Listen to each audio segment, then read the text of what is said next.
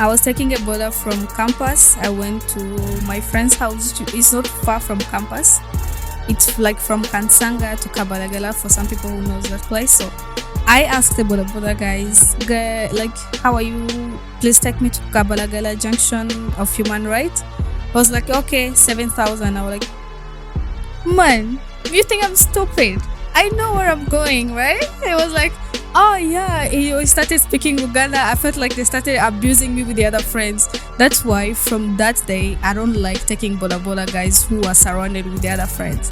If you're alone, okay, we can speak freely. But if there are many, I don't feel comfortable at all. Like, I'm from a beautiful place, the Pearl of Africa. Hailing with a 256, it's in my blood. That's a gem where the mountains rise. With stories untold, the tapestry of cultures unfolding, so vibrant and bold. A symphony of stars, a celestial light. The drums beating, echoing through the night, just like a beacon of light. A reflection that's coming up from the Nile. I'm flowing straight into the heart of Africa with timeless stories untold. What's up, Doug? Welcome once again to the Ugandan Boy Talk Show podcast. We are dedicated to bring you stories of the people around the world who share their stories, what they've been through, life, and we laugh together, we help together, we grow together, we do everything together. For today's episode, you might be familiar with my guest today. She was on the podcast a few episodes ago with their podcast, The Chatroom 256. Sarah Alphanie. Sarah, welcome to my podcast. thank you, Bunny. How are you? I'm doing good. How are you doing? I'm fine. I'm happy to be here. Yeah, I'm glad to have you back. I remember when we recorded that episode, we had like a lot of conversation, a lot of things that we talked about you, your life, and being a foreigner in Uganda. And we could not talk about it on that podcast because the podcast was mainly for your guys' podcast to talk about For what the you guys are chat doing. room. So I wanted to bring you back to have that conversation with you. But I want to ask you, how has life been ever since we recorded the podcast? Like, what has changed? What is going on? Catch us up with the podcast and what's going on. Life is there. Nothing has changed. We're still doing the podcast. The chat room is there, and school is there. And that's it. It's always been school, podcast, and nothing else. So yeah. I loved when you guys had one episode. So what's the update? You saw the next episode, right? Didn't you? You saw it. Yes, I saw the second episode. I just wanted you to update my listeners so they know that you guys did. Maybe some of them did not. Also, yeah, we released another episode. Was it last week? The week before last week. Yeah. So we released another episode. It was like our second episode, actually. Yeah. So after that, we have more to come, but not now. We need some times for the people who follow us. Just be patient with us. We'll be there. We're coming. One thing I discovered as a content creator, and this is something I'm going to apply to my own podcast, it's not, consistency is good, but we have to think about the quality over the quantity. Like, it doesn't, like, it's good to be consistent, releasing episode every week, but we need to sit down and think about the kind of content we're putting out or like the quality of that. So it doesn't matter if you release one episode every month, as long as you give time to that. So I don't think there's any rush and you guys can take your time, because I'm also going to cut on how many episodes I put out so that I can just, so I'm going to start like either doing 2. So I can also have time to myself. I don't want to dedicate everything to the podcast. So I think you guys are on a good track. Oh, really? But thank you. I would love that. I would love to do that. I love doing it, but like, it takes a lot of time, and with editing and this new system that I've started doing, people being in the studio, I want to give myself time to get the footage back and all that. So but content creating is good and needs time, and you got to be patient with it. I think you guys are doing a great job. I want to remind all my listeners to still go and subscribe to the Chatroom 256 on TikTok, Instagram, 256. YouTube, Yona. When I left you, you told us you don't know Uganda, because you're not a Ugandan. You're from Congo. What words have you learned in Uganda in Uganda in that time span? I got a teacher. Yeah, you had to get a I'm teacher learning. You're learning. I'm learning. What Yeah, I What's have one to word learn. you've learned in Luganda? The word I want or I learned? Yeah, what have you? Give us one word you've learned in Luganda. Um, ah, this is bad because I only remember the last one we did, like Jebaleko. What else? Okay. I don't No, know. that's good. Like I can't That's remember. good. That is good. Okay, No, that is good. Oliotia, right? Oliotia. Simanyi, see? Yeah. Simanyi. I can say that. Yeah. No, that's Oh, good. I have That's another good. one. Uh huh. Insonyua. Do you? How did you? Why did you learn that? Do you like wrong people a lot? No, like I just heard some people talking and I was like, what does that mean? I was like, it's maybe saying, oh, leave me alone, right? Okay. Is it the Okay. same thing? Nesonyua. Yeah. Yeah, leave me Nesonyua. alone. Yeah. Okay. Yeah. Okay. Yeah. No, that's a good one. That's a good one. But so, for the listeners who did not listen to you talk on the first episode, you mentioned you're from Congo. How was that like Yeah. for you to get from Congo, and why did you choose to move to Uganda? Moving to Uganda, like this was mostly my dad's decision because I was supposed to move to Uganda since I was a kid actually, since P6. After P6, I was supposed to come to Uganda, but then my mom and the family were like, oh no, you should let the kid be around. She will go after she got her diploma. I don't know how you call it. The thing you get in senior four. What do you guys call it in Uganda? In Uganda, No, it is certificate. certificate. Yeah. So yeah, I was like, my mom told my dad I will come after I got my certificate back in Congo, and then when I got my certificate, that's the thing. I just came because it was planned for so long, and now it was time. I just moved out from Congo to Kampala for Yeah. studies, and now I've been here for this is my third year. That is good to tell that story, because I think the majority of people would think like when most people who move from Congo to Uganda, they are running away from the war. Like there's some Oh of them no. where I have a friend, I think now he's in Norway, but he Mm. was like a refugee in Uganda for a while, and then they got like citizenship in Norway. But he's from Congo. I know there's two Congo, isn't it? Like two different ones. Yeah, Congo there are two Brazzaville. different Yeah. Congo. There is Congo Kinshasa, where I come from, and then there is Okay. Congo Brazza. Yeah, Brazza. Congo Okay. Brazza, our neighbors. Is that the one that there's a war in one of them? Like people dying or fighting? Is it? Ours, my country, the richest actually. So there is Yeah. war. You can understand. um, I, I I learned that because there's I watch basketball, and there's a player, Jonathan Kominga, who is from Congo, and he was doing an interview about Congo, and he was talking about the war that's going on, and they were asking him about his family, if his family is good. How is your family back in Congo? Oh, we're scared, but they are good. Alhamdulillah. You know, we've been living through this for years and years. So it's like we live with it. Comes, Yeah. it goes. They kill some, they return, they come back. But for now, they are safe. And we just Okay. thank God. Nothing to do. Even today, I saw some videos online from my country, especially the side I come from North, you know.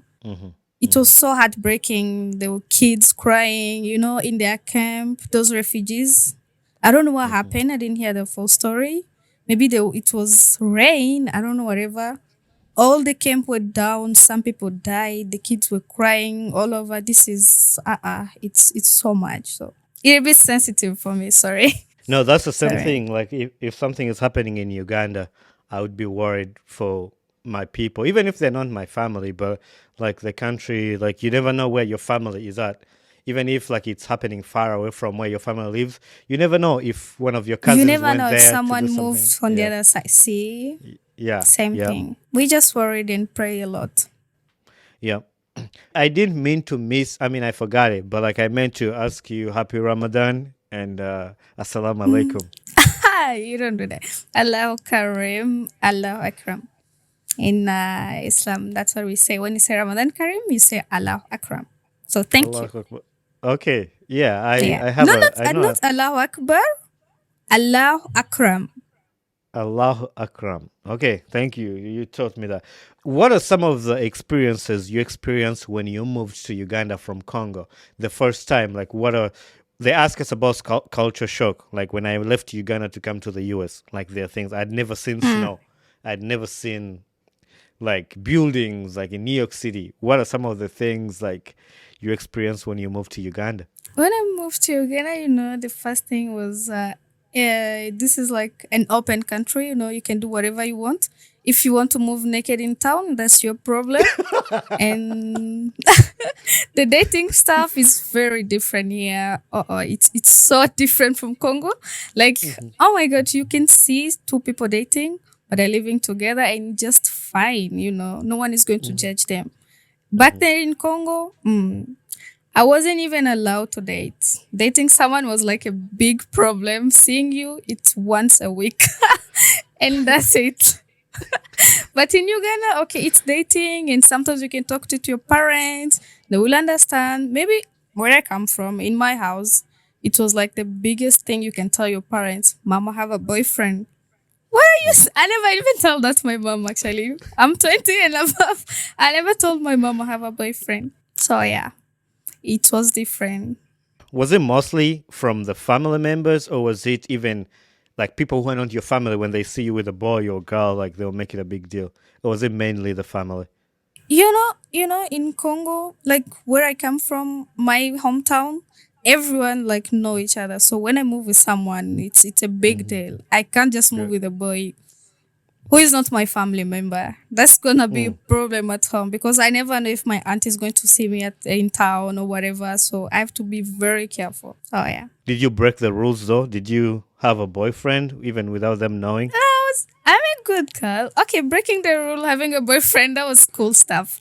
But having Okay. an official boyfriend while I was still in Congo, biggie. That was a big deal.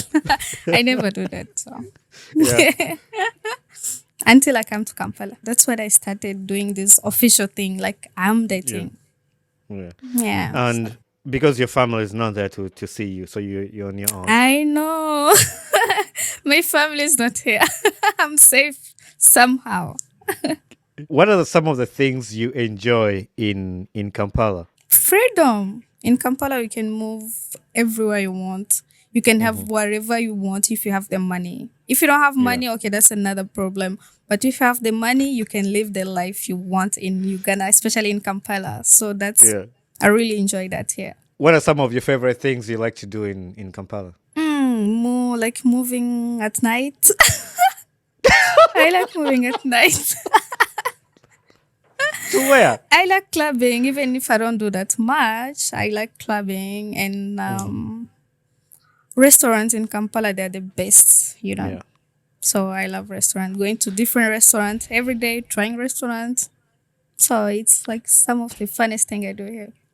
Yeah. I was there in January, and yeah, most of the restaurants were really, really good. Do you know top of your head what's some of your favorite restaurants? My first favorite was Dynasty, but not anymore. Oh, 4 points, but the Yeah. people are so mean. 4 points. Is it 4 point? No, it's Fontis. Okay. I don't know. Is it Fontis? The people are so mean. All the waiters, like whatever. I don't like that restaurant, even if it's so good looking.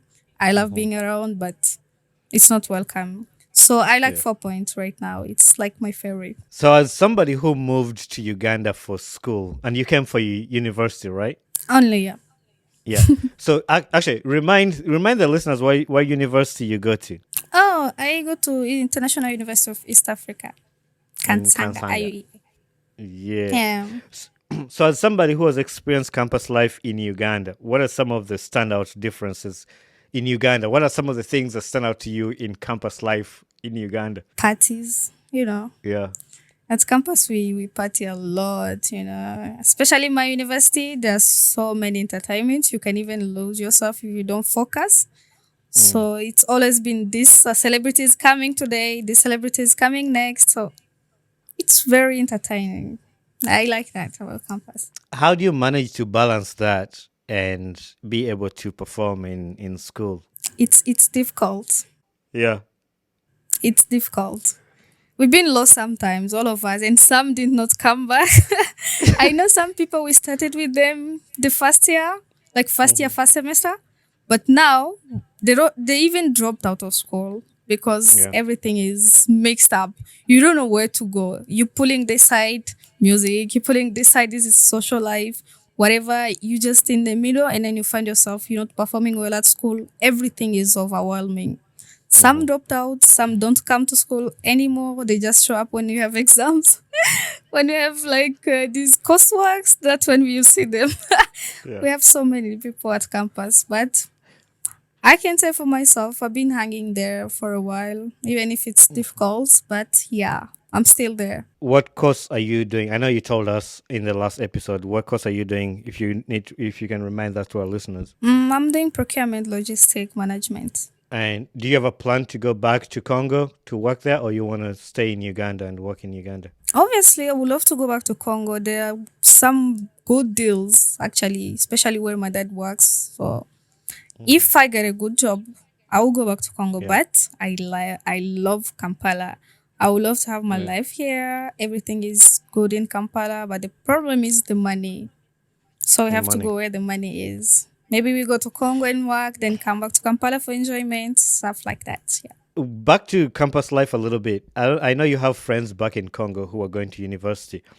How is the university campus life in Congo different from the one in Uganda? If your friends have told you that, is there like partying a lot like in Uganda or no? Nah, I didn't go to university in Congo, but I don't think there is partying a lot because I've never been there, so I will not judge a lot. But if it was me who was in campus back in Congo with my parents at home, swear to God, it wasn't gonna be fun. It was gonna be fun at all. I'm too scared to go back home every time. And I don't think if I go to my dad and be like, you know what, dad, we have a party at school today. We have a house party. He will never agree with that. I know my dad. So I don't know. For me, it might be different. And I like it here in Kampala because I am free. I'm doing everything on my own. I control myself. I manage my time and whatever. So it's good for me, Kampala. I think I would relate to you because I didn't go to campus in Uganda.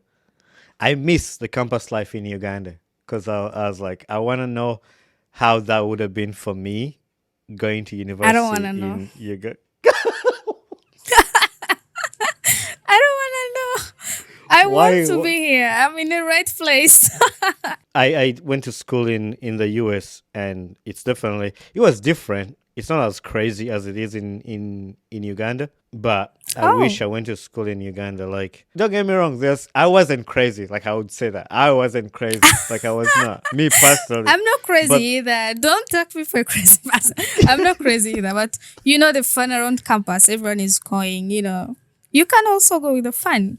Yeah, So you mean your campus was boring? Your campus It life was wasn't- boring and stuff.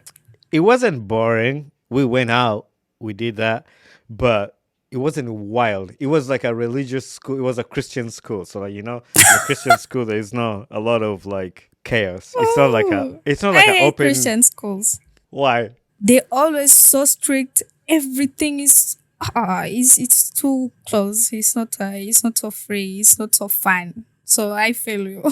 Don't worry. It was but I mean, you could make things fun outside of that. So you could find other things to do and hang out with friends and did all that. But I think if I was in Uganda, I would be the Juma Waswa Balunya. I think that was like that's. Juma, I don't. I see you like that guy for real. Like he got you.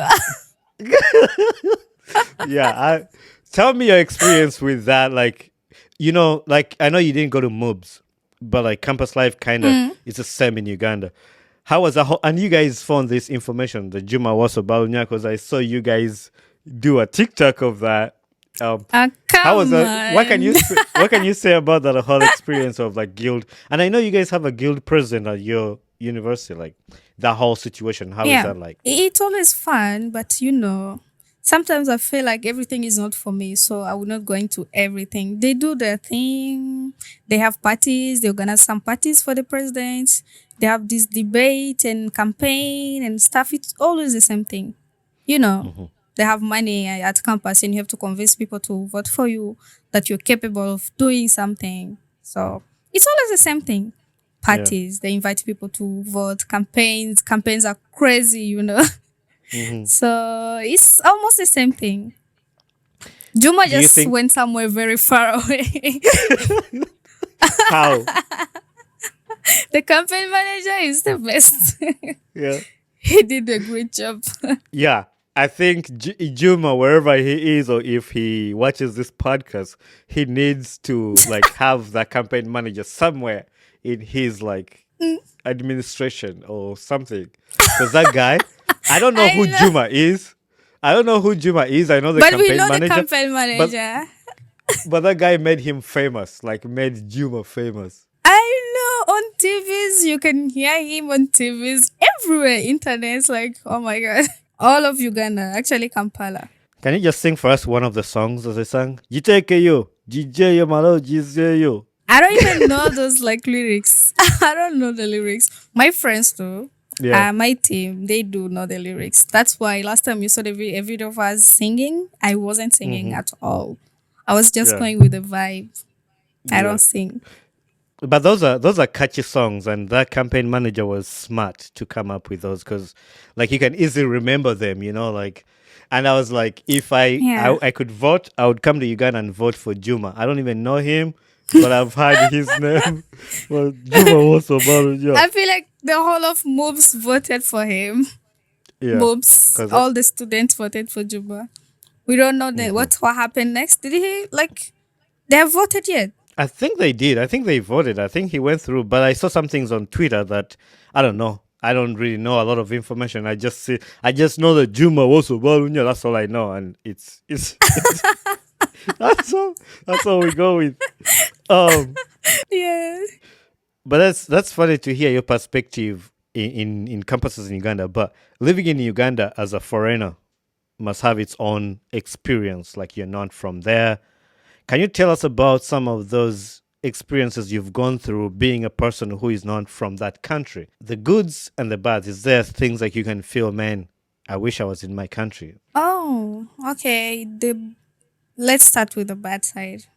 I miss my country when I'm here in Kampala. Helpless. I have nothing to do. I don't have my family around. I'm just alone. I have many problems and I have no one to go to and talk to them so they can help me some ways. So yeah, it's a bit difficult to be alone. Not very alone. Like I have family here, but I'm not close to them.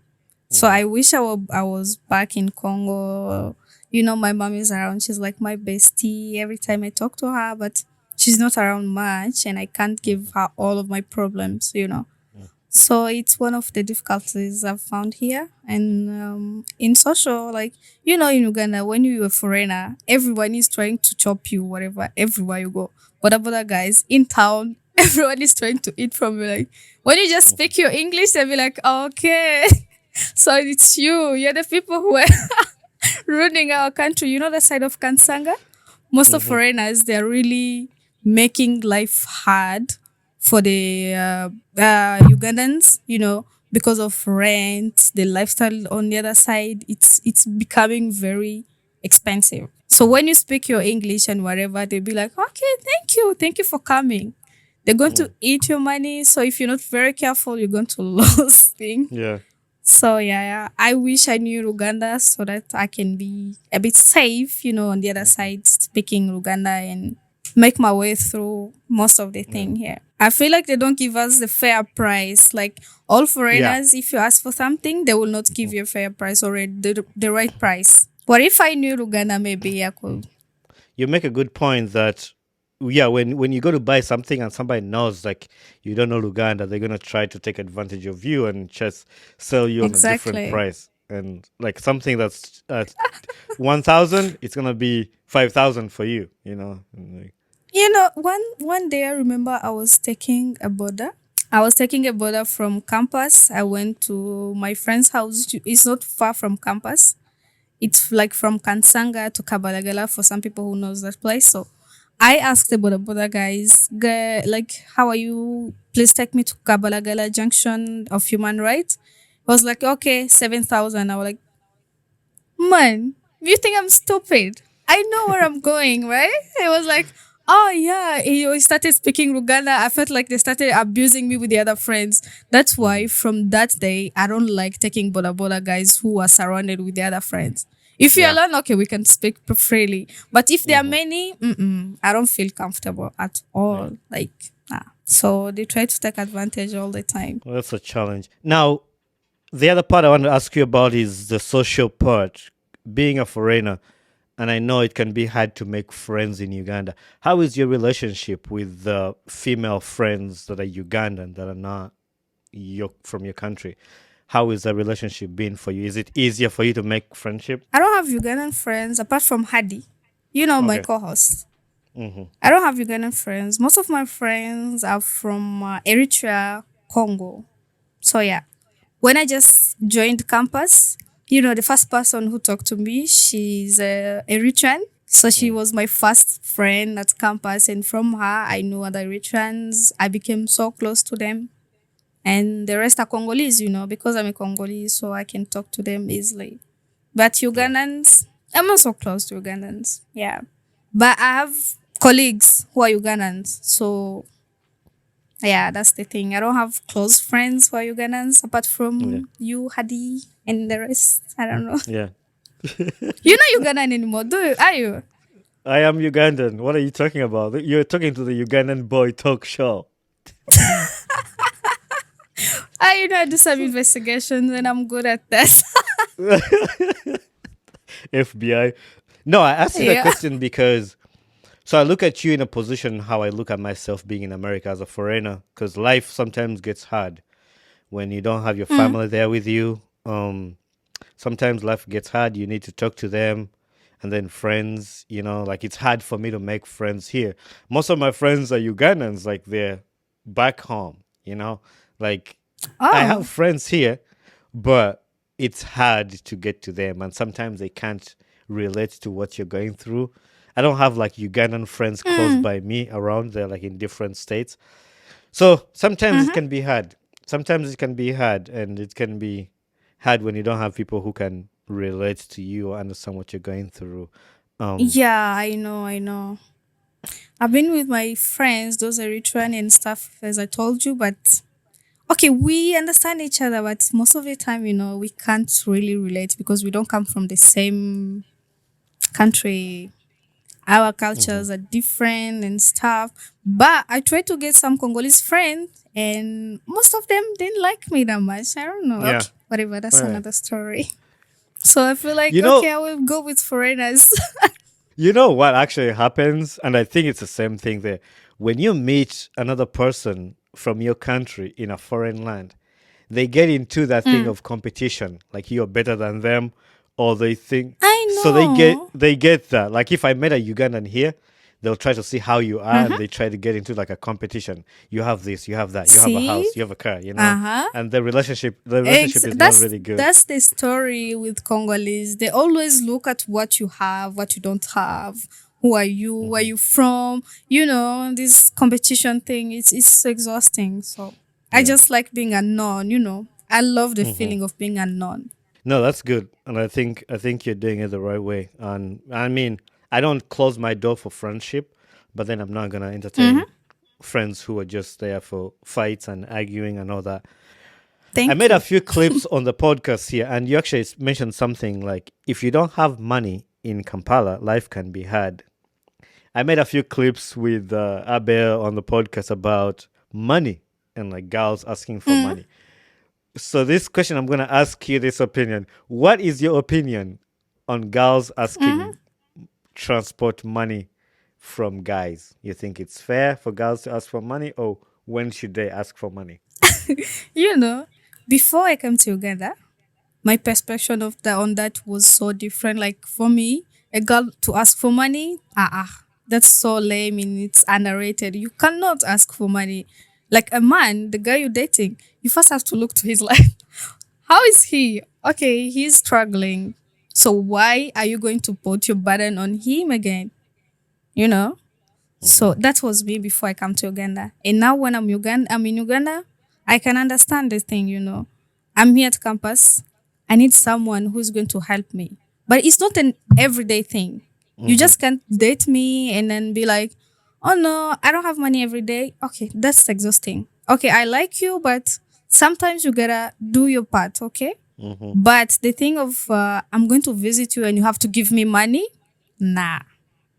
I do the thing on my own. Actually, if I have my own money, I will do my own stuff. I don't expect you to do things for me as long as I can afford them. But if I'm not in position to pay the thing for myself, I will expect something from you actually. Yeah. So I think you say the right way, and I agree with you on that. As a boyfriend, as whatever capacity you're in with that girl, you are yeah. there to help each other. And for me, my argument was, if the guy, you mentioned it, if the guy you're dating does not have money and you know it, you can understand like why you putting a burden on them. But if the guy has the money and he Yeah. just doesn't want to give it out, that's also another problem. That's But another problem, yeah. and also like a girl asking for money every day, that's also exhausting, like every single day. I know.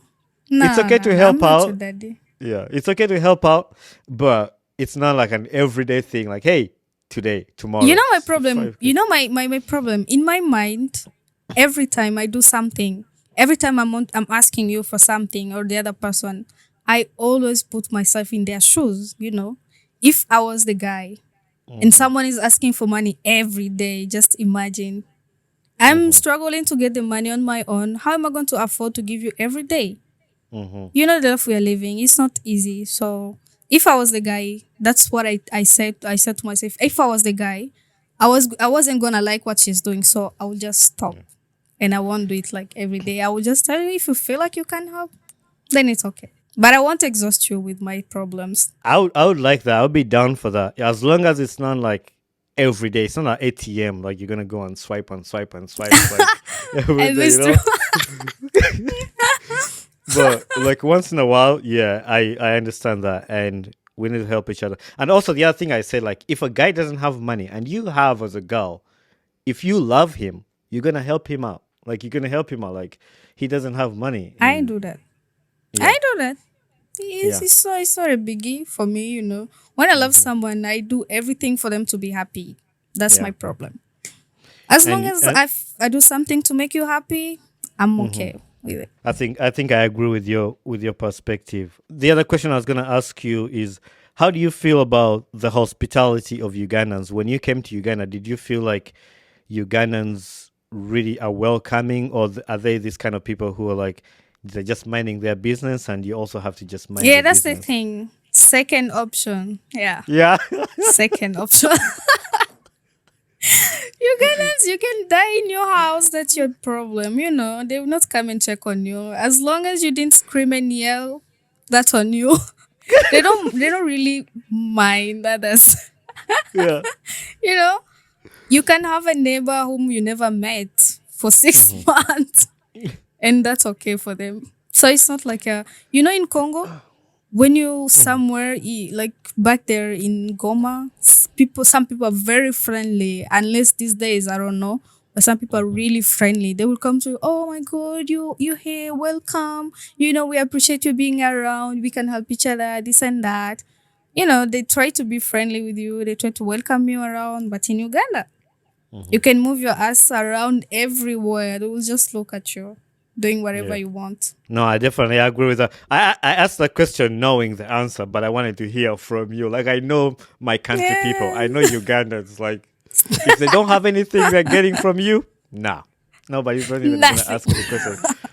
But as long as somebody Yeah. has something he's getting from you, either money or something or shelter, they're gonna be your friends. But if they don't, no. Oh, maybe I never So experienced that because I don't give them anything. Unless yeah, the landlords who just come and knock at your doors and stuff. This is exhausting also. yeah. Um. So I know on your podcast you do kind of mental health. You guys talk about mental health and things that people go through. Was it a reason because of you being in Uganda going through depression that made you to talk about that, or was it something different? It's not about you moving to Uganda. It's a bit of everything, you know. When I met Hadi, she was going through something. She was depressed, you know. And I felt so related to her. Like we We like related in all the ways, and we felt like, people don't really talk about mental health in Uganda. We used to go to a therapist in at our campus. We used to go to therapist together. So I was like, I want to speak out about this. Many people here at campus are going through depression and they don't talk about it. Lately at campus, we had a boy who almost killed himself because of pressure, pressure of society, pressure of school, all that. He got through depression for a really long time. If he didn't speak out, I think from now we could have, like, he would be dead. And Mm. that's where we get the idea of talking about mental health. And after that, we got so many feedback, which was surprising. Like, oh my God, people are really suffering. We Mm. got campus, we partied. Of course, we party. There's so many things to do at campus. You have your friends. We have no time to discuss and share what's going on in your life. No one has the time to listen to you. And people feel ashamed to go to therapists, and some feel, I won't go to a therapist because they're scammers. They're there to chop your money, listen to your problems. They have their own problems. Why would you go to someone you tell someone your problems? Mhm. They don't really trust those things. So maybe talking about mental health, what's going on in our life. We are young, of course, we are enjoying, but apart from that, we are depressed, we have problems. So maybe if we talk Yeah. about it, some people will feel a bit relief and they are not Mhm. alone, Yeah. just for people to relate to us. Yeah, I definitely understand and relate to that because it comes with a part of, we talked about this earlier, living in a country that you're not from, going through some things that you can't share with your closest people, and then you have to sit with Mm, it inside your heart. You don't have somebody to share with. exactly. That Yeah. can lead to depression because something happens to you and you don't have people to share it with, then you just keep it in your heart, and sometimes it gets overwhelming with everything that's going on, and I then you know. have to Yeah. put it out. I wanted to ask you some of the final questions on this, and then I have extra I'm going to ask you so we can wrap this up. What message Mm. would you tell a foreign student who wants to go to Uganda to study, either from Congo? What can they look out for, or what's a message you can send to another foreign student? So if you don't have a very supporting system, you have to work on that before you come this side. When you come to Kampala alone, you don't have this support system which is very strong. Maybe with your parents or whatever, it's gonna be difficult. Also, Hmm. you have to look for friends who are going to help you grow, not friends who are going to lose you in on the way. At campus, we meet different people, different level. We are very different. We come from different families, different values. So you have to find someone who has the same values as you, someone who's going to help you go through the right direction. We get lost sometimes, but if you have someone who's going to remind you from where you come from and what you came to do here, it's really helpful for some students. I feel Hmm. like many don't have that. That's why we have students who even dropped out of school because they don't know why they came to do here. So Yeah. if you don't have that, you don't have a good supportive system, I mean, you yourself, you're not ready, it's going to get overwhelming and maybe you lose yourself in the process. You have to get ready mentally. um, Also, the money has to be around. The money is Money. also a big part. You have to make sure you have enough money to come to Kampala or to another country. Mm. Money is a big deal. If you have the money, it can help you somehow. But if you don't have money at all and you have problems, that's another story, and it's a Yeah. lot for a No, student to take in. I definitely relate with that. Me being a foreign student who went to another country, it's what you said is right. But I picked up on a support system, and that's why I want to ask you Mm. this last question: like, what has been the relationship with your parents? Because I know they've been big in supporting you. How is your relationship with your parents in supporting you in what you do or being in another country? My parents are very good. I'm thanking them, like, they're the reason why I'm here and why I'm talking to you now. Imagine if I didn't have food to put on my plate, I wouldn't come. If I didn't have transport, so that's all my parents. Mm. Also, my boyfriend, actually, he has been a very big help for me. If I'm still me, it's because of him. I know if I didn't meet him, I was going to lose myself because of type of friends I got at university, but he helped me remember why I came here and what I'm doing, where I come from, my family. So with my parents, they're really a big help for me and they support me.